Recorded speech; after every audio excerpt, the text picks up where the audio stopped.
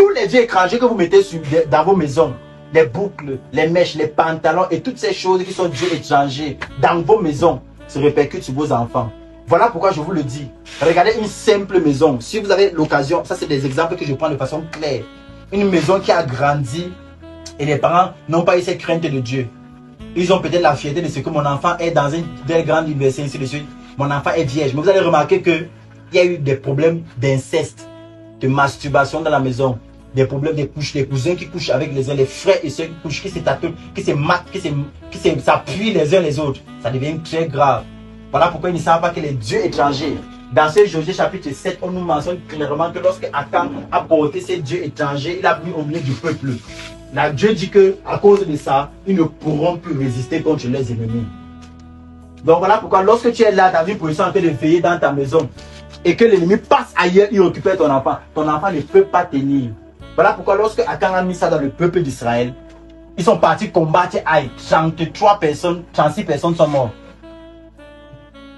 Ils ont fait quoi? Ce n'est qu'à cause d'Akan qui est parti de prendre ces choses instrumentales de Chinéa et ces objets de l'argent qu'il a mis chez lui là-bas. Mais eux, ils ont quoi à y voir? Ces 36 personnes qui sont mortes. Le problème, c'est quoi? Alors, ils étaient environ 3000 personnes qui devaient aller combattre cette ville d'Aïe. Parce qu'ils savaient clairement qu'ils n'ont pas besoin de déployer tout le peuple. C'est-à-dire que les moindres des combats que vous êtes capable de, que vous serez capable de surmonter, vous ne pourrez pas. Pourquoi? Parce que vous êtes apporté les dieux étrangers dans votre maison.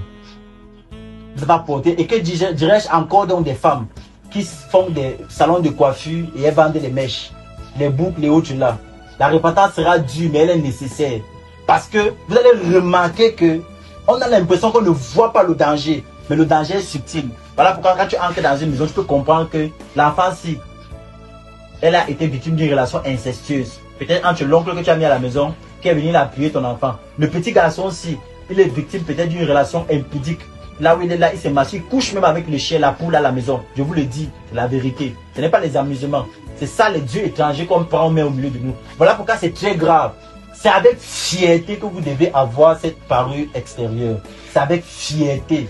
Vous devez être heureuse de le faire. Tandis que ceux du dehors, c'est Dieu qui va les juger. Mais vous prenez position d'après les 5 de couture. Alléluia. Amen.